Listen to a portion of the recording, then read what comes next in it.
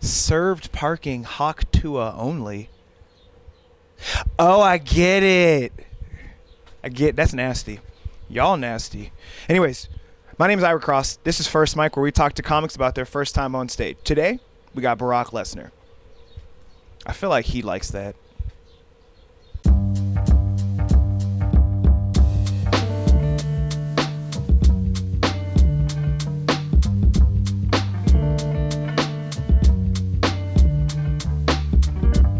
So, ladies and gentlemen, we have the amazing, wonderful, as always.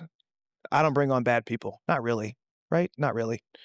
Brandon's giving me the stank eye like, no, but we have Barack Lesner, ladies and gentlemen. As you've already heard in my goofy, hilarious skit, I'm funny. That's what we do. But we bring on funny people, so I don't have to be the only funny person, right?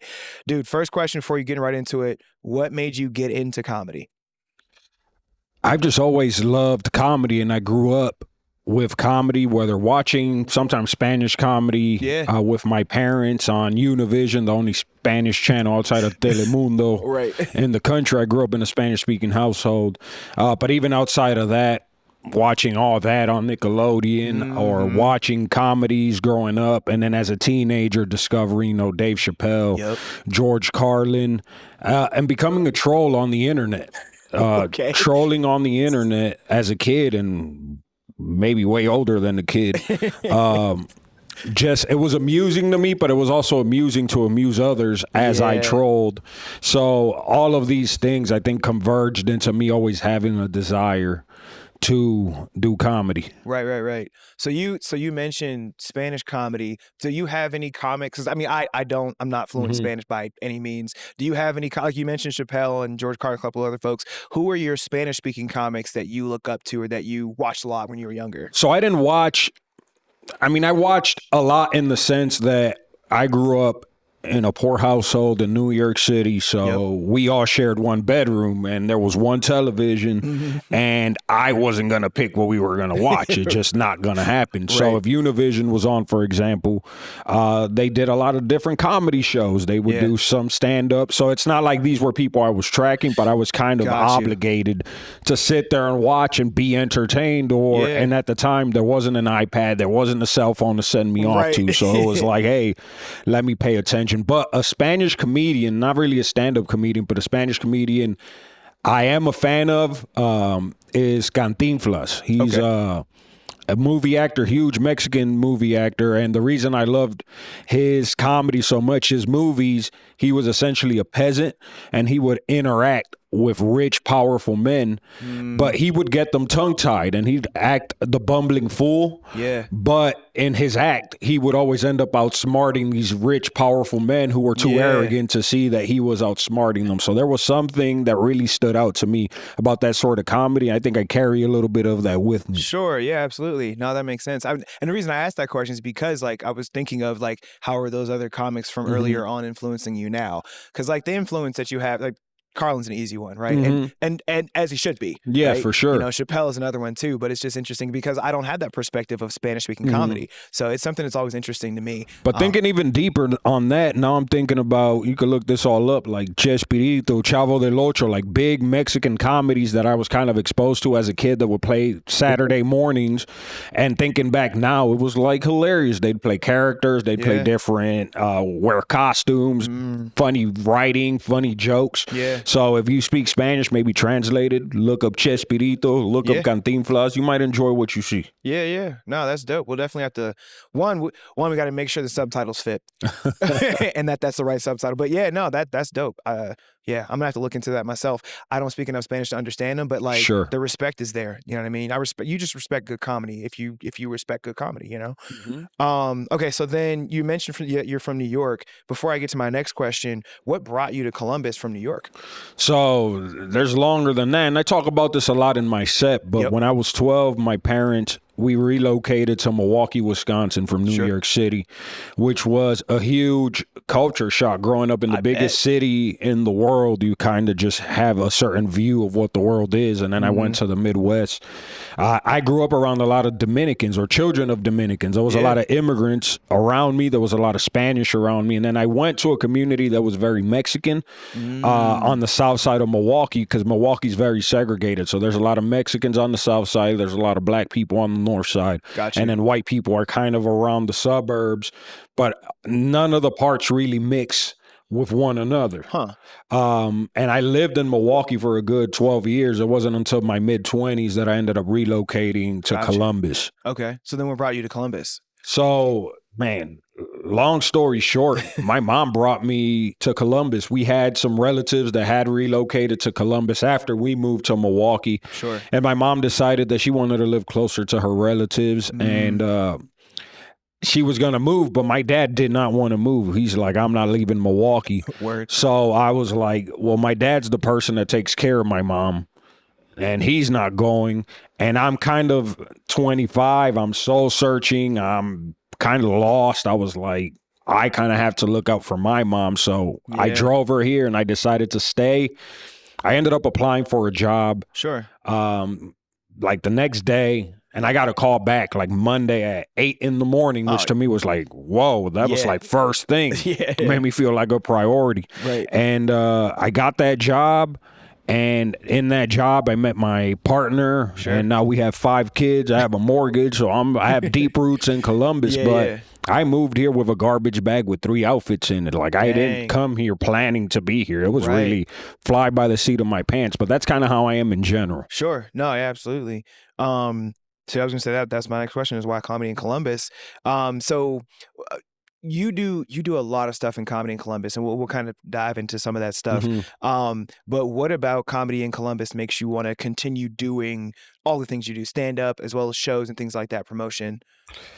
Columbus specifically is because I live here. It's a proximity thing, just to be completely honest. And I actually did comedy before I moved to Columbus. So I tell people I've only been doing stand up for 3+ years. Sure. But I actually did my first stand-up set in 2013, the same night that Ray Allen hit that shot for the Miami Heat. That was like all on my birthday night. I like did my set and then walked to the bar and watched that happen within like 15 minutes of my first set. That's crazy. And then it was also my 25th birthday. So this night is like really memorable in my head. Yeah. And I remember doing a 2-minute set in Gainesville, Florida, because I was living in Gainesville, Florida right before I moved to Columbus. Again, I was soul searching. Right. It was a college town. I couldn't find good employment, so that's what ended up taking me back to Milwaukee at the same time my mom was about to leave. Gotcha. But I remember doing that set and working on my jokes and really wanting to do it and caring to do it and feeling the same love I have for comedy now back then. And I remember doing 2 minutes. I did a joke about my dog being in heat and then looking like backwards at me, like really seductively. And I actually got down on stage and I like acted it out. That's hilarious. In my like 3-minute set. And I remember that same night feeling good about it. Walking back from the game towards my car in the direction of the bar, and I see like these 2 dudes talking amongst one another, pointing at me. And back then I'm 25, a hothead. I had a couple of shots in me, so I'm like, hey man, what are these guys? You know, what are they on? So I kind of puff my chest out a little bit as I'm walking closer. And then one guy looks at me and then looks at his friend and says, this was the only guy that was funny tonight. And I wasn't expecting that like at all. That's not. So that kind of added the 4th memorable like touch point of that night of like somebody feeling compelled to tell me my very first time going up. I was the best of anyone. And I, you know, now in hindsight, it wasn't anything special. But to me at the time, it meant everything because it was kind of like validation. Like, yes, this is what I want to do. And like, I can do it well. Yeah, no, that's dope.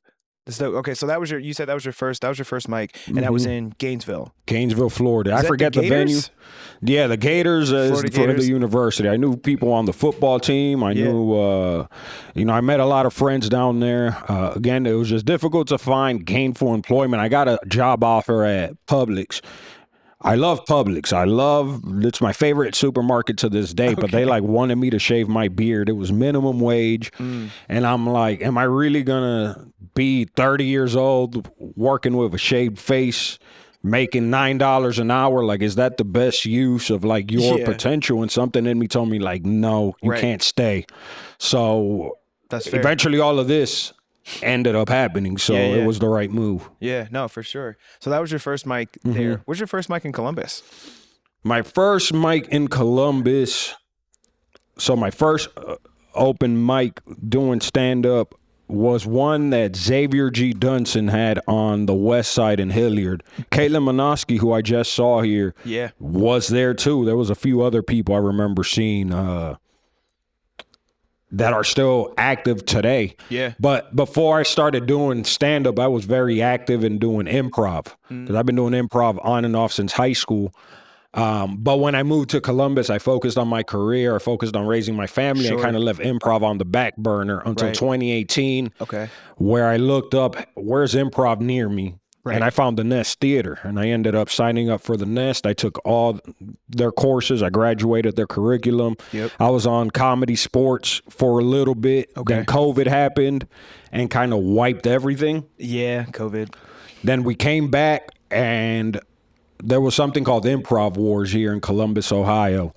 And Improv Wars put together a team called the Illuminati. It was an improv team, and the guy that ran it, Joel Savage, he's like, hey, do you want to like be the lead of this team? And then we had like this goofy idea. We would wear masquerade masks and really dress up and then do improv scenes and be called the Illuminati. That's funny. And then I produced several shows with the Illuminati, and that's kind of what got me producing comedy shows. But then at the same time I'm doing this, there was improv people that started going into comedy. So Hannah Romes, she runs #comedy. She started doing stand-up.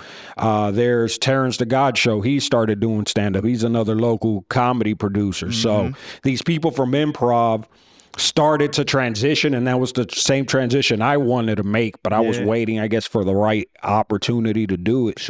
But I remember specifically seeing that Terrance was at a comedy show or open mic in Hilliard, and me being like, hey, like, how does this mic work? And him being like, hey, I put your name down, and if you don't show up, I'm going to tell everyone you're a pussy. I remember him saying that specifically, and then me being like, well, I'm not going to let him tell anybody I'm a pussy.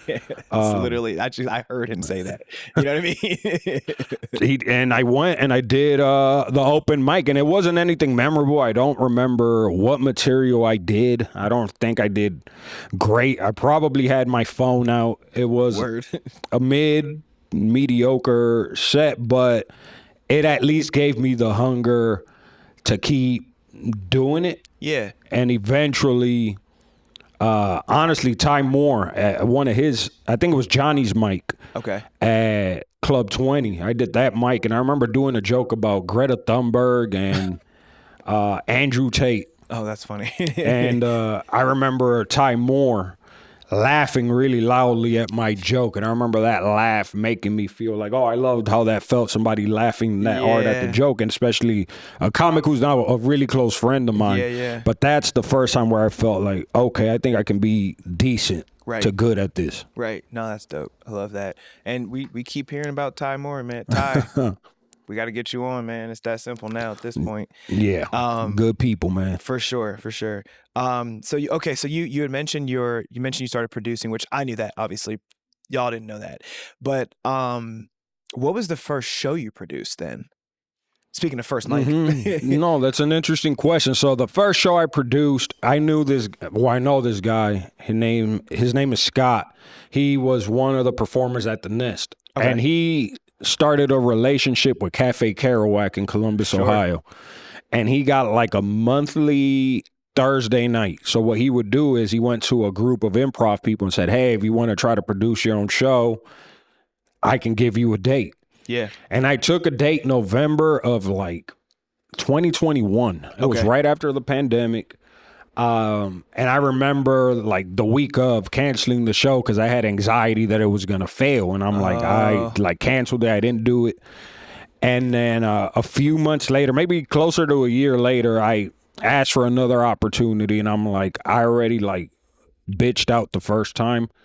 I don't want to bitch out again. I'm gonna see it through. I don't want to let people down. Yeah. Some of the performers I had booked, they're like, "Hey, you should have given us more notice." Like it just didn't look good. Yeah. But the second show, I booked Xavier G. Dunson. Nice. I booked Leslie Battle. Okay. People I had met doing Leslie Battle, I met doing a podcast. Xavier G. Dunson, I met when an improv friend of mine, they would produce shows. Yeah. And they had Bless you. cut the sneeze up. Keep the sneeze in. All right. So but you mentioned Leslie Battle. yeah, but they did an improv stand-up show, and I loved the concept of a stand-up doing stand-up comedy, and then the improv team doing a set that's inspired by Yep. the set that they heard. Especially as an improv comedian, like you have so much to work with if the set is good. And Xavier G. Dunson, he gave us a lot of material to work with. And I remember loving the synergy of both worlds. And again, that was my goal to do stand-up. I think Jesse Pimpinella might have been on that show. Gotcha. Hannah might have been on that show. So a lot of the people that are kind of very involved in Columbus stand-up right now are involved in this story. Love that. And eventually, I wanted my first show to be improv and stand-up, and this was August of 2022. Right. I had $5 tickets at the door. I didn't want to sell tickets online because I didn't want to find out to the last possible moment that the show failed. That's funny. Because if I knew going into it there's 0 tickets sold, I was going to cancel. But I was like, no, I'm going to find out there at the show. And I remember 10 minutes before, there was like 2 people there, and I was like, why am I even doing this? I had made a good flyer. I had promoted it well. I ran ads. I lost money on the ads in my mind. But then right as the show started, like people started trickling in, and I ended up with like 30 people, which was wild because I was scared I would have 2 people. Exactly. Yeah. So in that moment, I remember that as one of my aha moments where it was like, oh, like if you build it, they will come. It won't always look that way, and you might be scared, but if you really do it well, when the show starts, those people you touched will show up. And for sure, that's kind of carried me into what I'm doing now, that mentality. And that's not always the case, but it's been the case way more often than not. Right. No, that's good. That's a great point. What as a comic that has done, I mean, you've been on stage doing stand-up, you've been on stage doing improv, you've produced shows, promoting shows, things like that. What advice would you give a brand new comic or somebody who's like, maybe I'm interested in doing comic but hasn't really stepped into it yet? What advice would you give? You suck. You suck. You suck. You're not as good as you think you are. You're not brilliant. And by this, and this is what I mean, not maybe compared to me or anybody else. You might be better than everyone around you, and it's your first month doing stand-up. No one is saying that. But if you take this craft seriously, the person you'll be in 5 years should look back at you beginning and think, wow, I was fucking trash. I was garbage. I sucked. Yep.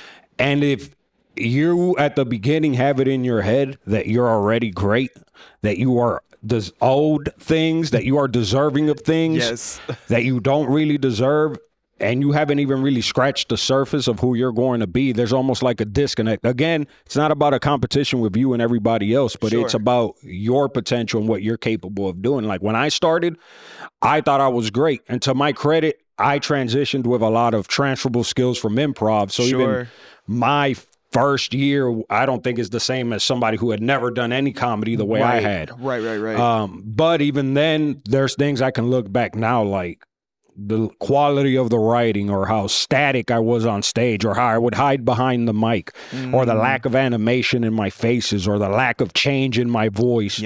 Things I've actively worked on weekend after weekend after weekend for years to develop. I can look back at that time now and be like, I was very raw and green.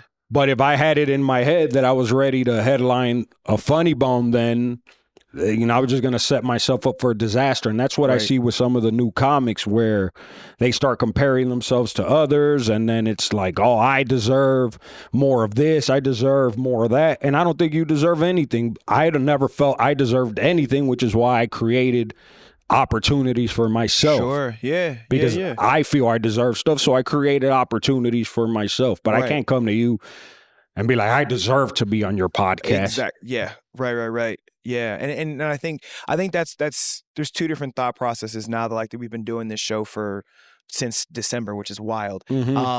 But since technically November, because we were filming in November. But one of the thoughts about new comics is, one, either people are too afraid to get started, and this is anything for that matter. Yeah. People are afraid to get started because they think, well, I'm not going to be good at this, and it's not going to. No, you're not. You're going to suck.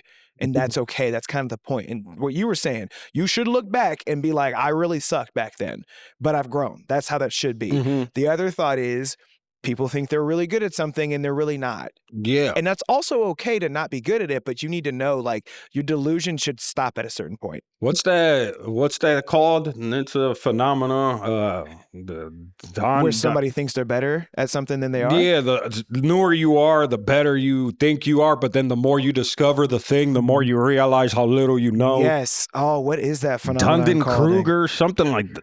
Dunning-Kruger effect. I was close. Dunning-Kruger. Brandon knows stuff. He didn't even look it up. He just came from the bathroom. Brandon literally walked back down. He didn't even have his headset on. No, didn't even have a headset on. He just knew. That's why the real reason he's on the show is for things like that. If you know, you know. You've listened and watched the show enough to know that about Brandon. I had no idea. I was like, is it? I don't know. Either who. But yeah, I think that makes a lot of sense, because I feel like, this is just an easy example to go to, but Dave Chappelle, he's one of those folks that knows he's damn good, but he's always working to get better because he knows he can. Do you know what I mean? And he's been doing it for freaking 20 years. This is this is a mountain. And I realize this is freaking Mount Everest. And every weekend you chip away maybe a couple of inches of this huge mountain that you're trying to climb. Yep. And material, you think you might have an hour of material in your head, in the sense that you could go up and talk for an hour, but that's not the same as having an hour of material that you've tested, that 5 minutes, that 10 minutes, that 15 minutes, and it's equally riveting from beginning to end. The amount of repetition that you need. There's sometimes jokes, and sometimes I'll hear newer comics say, and I used to think this way, I don't want to go up there and just do the same stuff every time.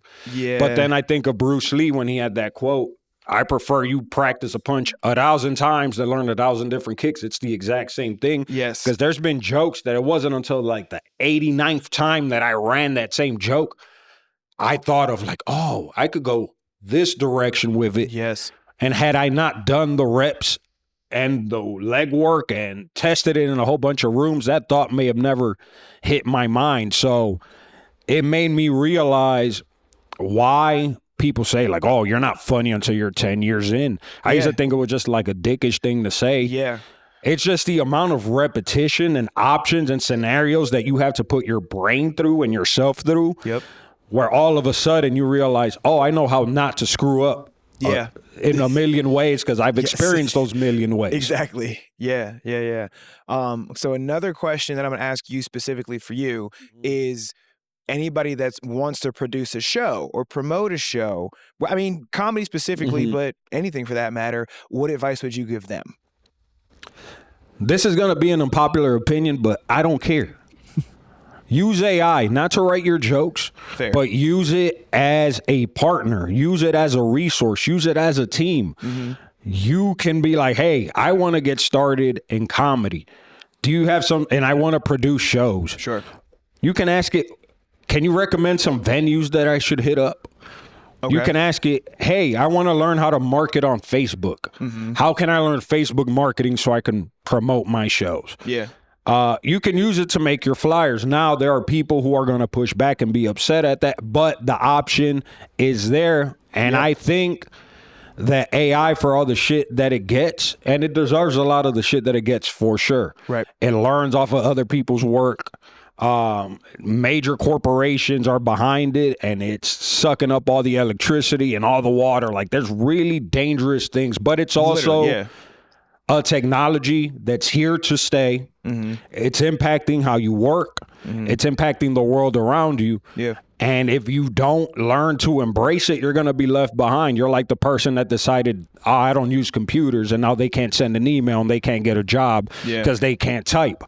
I say all that to say this. I think AI is an equalizer in the sense that there are kids all over the country who are brilliant, but they've never had the resources to put together a business. Sure. They didn't have a business advisor. Yeah. They didn't have the money to pay a graphic designer. They didn't have the money for X, Y, and Z. And now all of a sudden, because they have this tool, they are able to magnify the things that are already in them, and they're able to now compete with major resources. And I think in that sense, it's an equalizer, and you're going to see.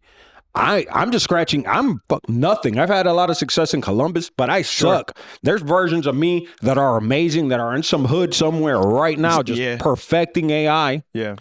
And they're going to come out of nowhere with no resources, no backing at all, and take over the world because this thing was able to amplify the stuff they already had. Yeah. And coming from communities that I've often seen struggle because of lack of opportunity, lack of resources, not lack of talent. Yeah. I'll tell you this story. I know I've been going on a tangent, but the Michael Jackson movie just came out. Yeah. And I love Michael Jackson.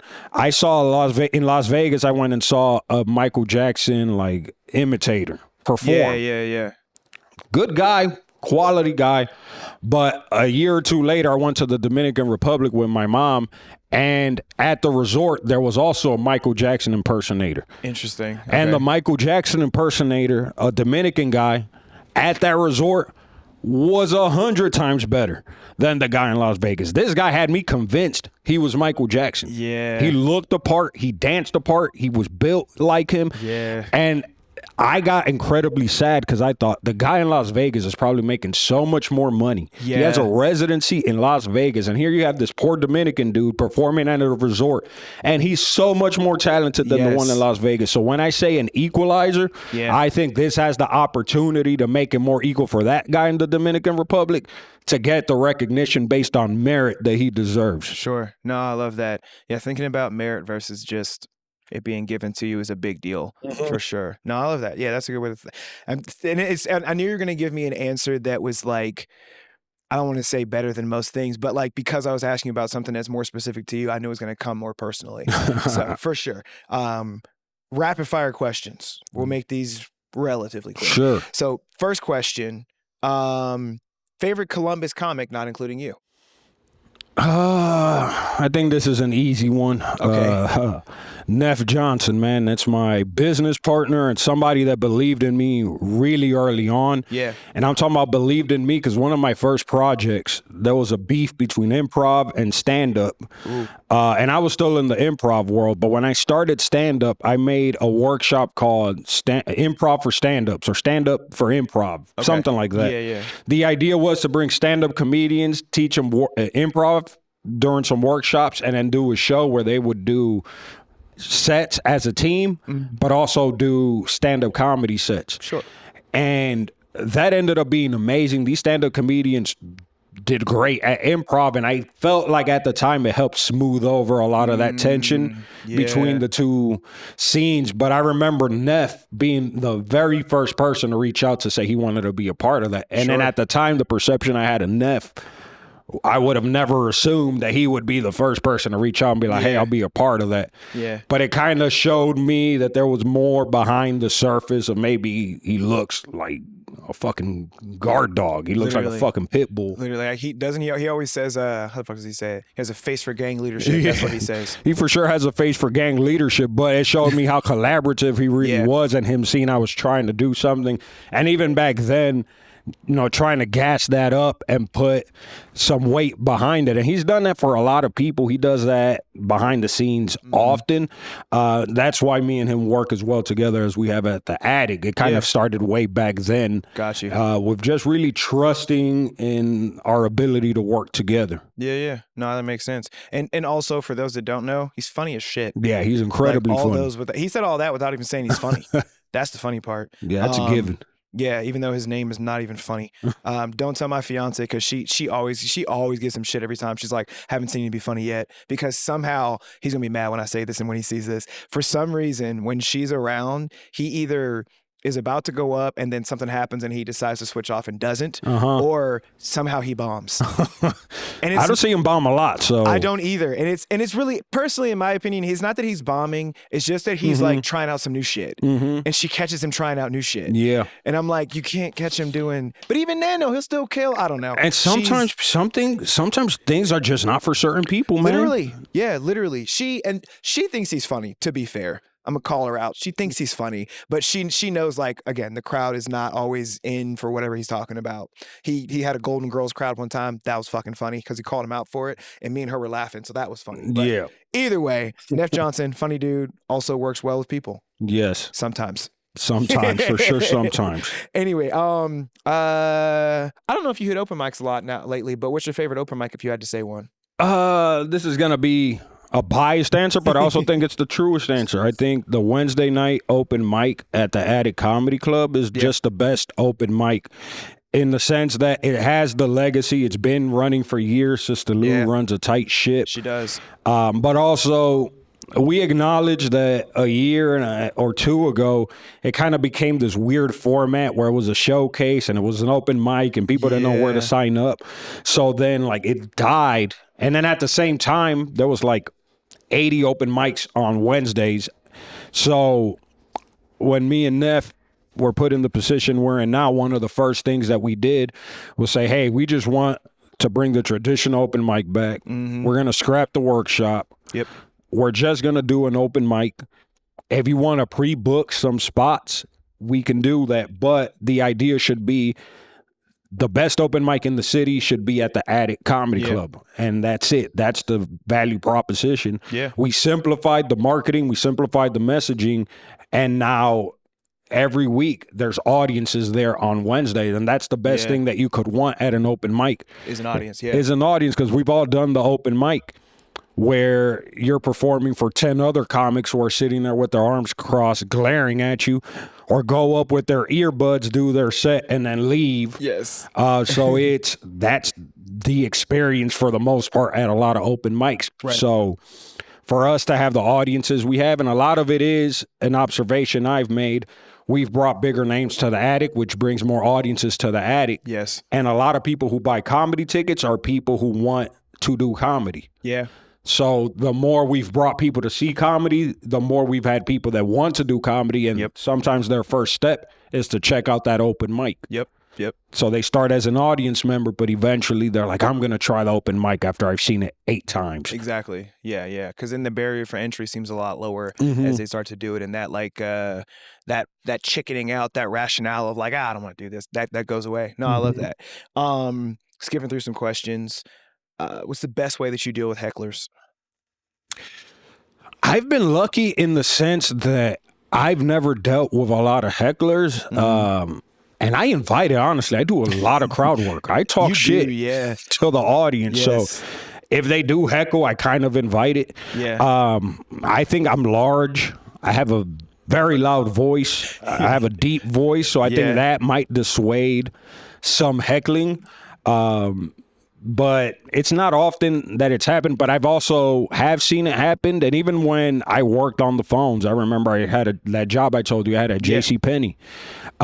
There would be creeps that would call in, and every girl had a story about this creep that would call in. And I was like, I don't have any comparable stories to this. So I think it's almost the same thing with the heckling, where it's something about when you're a male, or maybe they just perceive some level of aggression in you. Yes.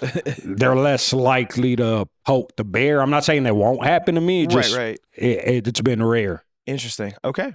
All right. So the best way that he deals with heckling is you don't. I mean, because it doesn't happen. But even if you did deal with heckling, something that improv taught me is you just have to be in the moment. And if you can be funny, for the most part, if somebody's heckling and disrupting the show, the rest of the audience is already on your side if you decide to shut it down. Yeah. Just try to be friendly. Sometimes if somebody is talking, I might be like, hey, you know what? I'm going to give you the mic and you come up here and do the show. And normally at that point, they get the message and people still laugh because it's not like, hey, why don't you shut the hell up? Yeah, I'm up here. Yeah. I would say don't get aggressive.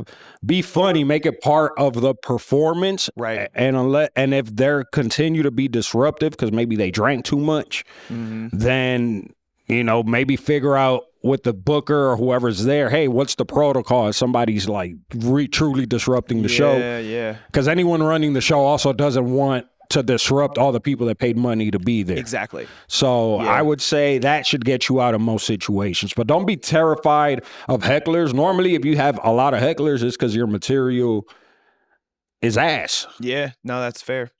That's a fair way to put it. Or you're not a big... Yeah. You're not a big, individual. loud, aggressive, seemingly aggressive. I'm not really aggressive, but seemingly aggressive Dominican guy. Last few questions. Least favorite social media, and then where can we find you on social media? Least favorite social media has to be Threads, man. Threads is awful. They took everything bad from Reddit and everything bad from LinkedIn and everything bad from Twitter and just made a demon spawn of a social media channel. It's awful. Okay. It's literally just people complaining and boo-hooing about stuff and then people being like, yeah, I have that same complaint and I boo-hoo about that too. See, that sounds like Facebook to me. I mean, I think I have my feed very curated on Facebook versus Threads. Word. That's a good point. But no, I got chewed out. I made a mistake on Threads once of saying, and I was on the addict page and I shouldn't have, but I essentially said like, hey, clubs are going to spend more money promoting the big names that they bring because they cost more money. And if they give you an off night, like you should really run the show with the idea the club isn't going to promote you at all, like that the show will be a success off of your efforts. And I was really basing this off my own experience. No club ever helped me promote. No venue ever helped me promote. It was always on me. Yeah. So I'm like, if you don't feel you can do that, you should question whether you should accept that opportunity or not. That's a good point. Yeah. It wasn't to them. I might as well have this guy shared. It was like deranged. He shared what I said and he's like, look what this, here's how they treat comics. These people are, and he kept turning everything and he kept posting this and then he would say stuff like, you're not going to bully me. I'm like, what do you mean? You're the one bullying me. You've shared 3 different things that I've said and then brought the class to come point and laugh at me. I'm like, what do you think bullying is? Interesting. Yeah. That's Threads for you. That's Threads. Okay, so what's your favorite social media then? My favorite social media, man, I love Facebook, man. I can't lie. I do. Or I don't know if YouTube counts. YouTube doesn't count. I like Facebook. I started college, I started Facebook when you needed a college ID to get in. Yeah. And I had just gotten my college ID, so it felt really cool, like you were part of like some secret club. Yeah. This was before we let all the Gen Zs in with their Gmail accounts. It was way before then. Yeah, way before then. You needed a .edu email or you weren't on Facebook. Yeah, I know people who don't realize that. Yeah. And it was cool because it was my freshman year of college, so it was also like a great resource for like the first one of the first classes to be able to be like, hey, where's the events at? I just met these people. Let me start adding them to this thing. That makes sense, yeah. So because of that, I have love for Facebook. Fair. If it were MySpace, we're still around and Facebook hadn't killed it, I might say MySpace. I do miss MySpace. We knew how to code on MySpace. It did teach you how to code. Like, I had to code, and I don't think I ever went past the top 8 just because I was like, I don't feel like adding more people to my top. It's 8. I don't need 12. You know how many wars started? So many. Over the top 20 friends? Yeah, because it did get up to top 20. That was crazy. Yeah. I was like, I'm keeping it at top. If I went top anything past 8, it was 12. I never went past 12. And if your friend pissed you off and then they like fell from number 1 spot to like number 3 spot. Yes. And you still in the top, you just shifted. Yeah, and you're like, for real? So now you're quantifying that our friendship dropped. Yes. For this asshole? You know somebody either got into a relationship or got out of a relationship based on their top 8. That's 12. true, man. Like, yo, she dropped out the top 20? Damn, man. Dog, what happened? You're no longer on the roster. Yeah, you off. Literally the roster. Yeah, MySpace was the truth. Tom, bring it back. Well, no, it's still there. Just try harder, I guess. I don't know. It still exists? I'm pretty sure it does. We gotta look it up later. Yeah, MySpace is solid. Talk about not letting go. Talk about not letting go. Jeez. I saw Tom on Instagram. I was like, I'm not following you here. Was this his picture? I remember that, man. That joint was great. But, I might need to do a Tom joke on stage, man. I might have to. I could see that. That might work. You're welcome. You don't even give me credit. Just bring it up. All right, got you. Actually, if you do give me any credit, be like, so I was on this podcast called First Mike, and we were talking about this. That's the only credit I want. Other than that, I don't care. All right. Last thing. So this episode is going to come out probably mid-June-ish, early June, something like that. Okay. What shows, events, what things you got to promote, to hawk to the people? Man, we have Dana Gould. He's coming to the Attic Comedy Club. That's around June 6th, I want to say. Okay. We have Eddie Pepitone coming the following week. Yeah. Dana Gould wrote for The Simpsons. Eddie Pepitone is an old school comic. Both of them are close friends of Bobcat Goldthwait. That makes a lot of sense. And when he was here, he's like, hey, I'm going to tell my friends about how great this room was. Yeah. So, to be able to have big name, kind of comedy legend tier people reaching out to us because we had other legend tier comics love our room. It's just really validating. Those are going to be really fun shows. For sure. But we have, if you check out the calendar, we're like loaded with stuff that's happening every weekend. The open mic on Wednesdays, 2 for Tuesdays on Tuesdays is free. If you go to the atticcomedy.com, you're going to find stuff. And if you want to look me up on Instagram, you can look me up. It's Barack, Barack, from the block. I changed it from Barack Lesner comedy. Yeah, it's from Barack from the block now. I like it. And you can look me up on Instagram and give me a follow. There it is. Yeah, and I was going to say, if for some reason you're watching this 5 years from now, check out the Attic website. It's that easy. Just go to the website and find the information there. The atticcomedy.com. You won't regret it. The best comedy club in Columbus, if you ask me. A little bit of bias, but that's okay. We'll give it to a whole lot of bias and a whole lot of truth. Coming up next week, Hannah. Hey, no, we do. I've been saying we need to get her on just because I want everybody on here, man, to be able to talk and just discuss comedy and their comedy perspective, all that stuff. I was nice. I feel like I was nice. You were nice. You talked about your comedy. There was no. I didn't see any issues with it. There was no shade. Zero shade thrown. Brandon's not shaking his head, but he is looking at his phone very intently with a smile. Brandon's trying to get messy. He's sending the shade. He's like, oh.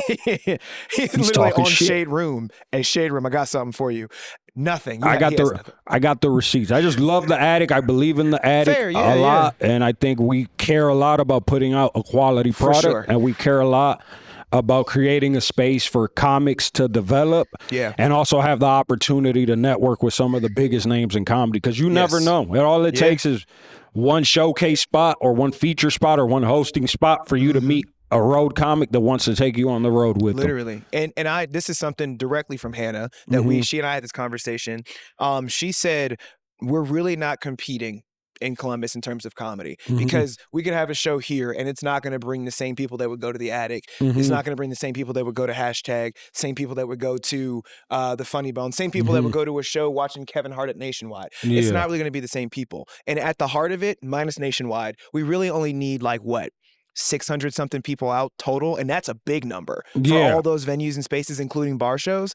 We're really not competing. You know what I mean? So that was a thought that I had. And just to your point, you're connecting people in so many different ways at the Attic with road comics and doing their thing. So it's dope to see, man. There's gonna be people where the Attic is too blue for them. It's too, it's too dark, it's too mature.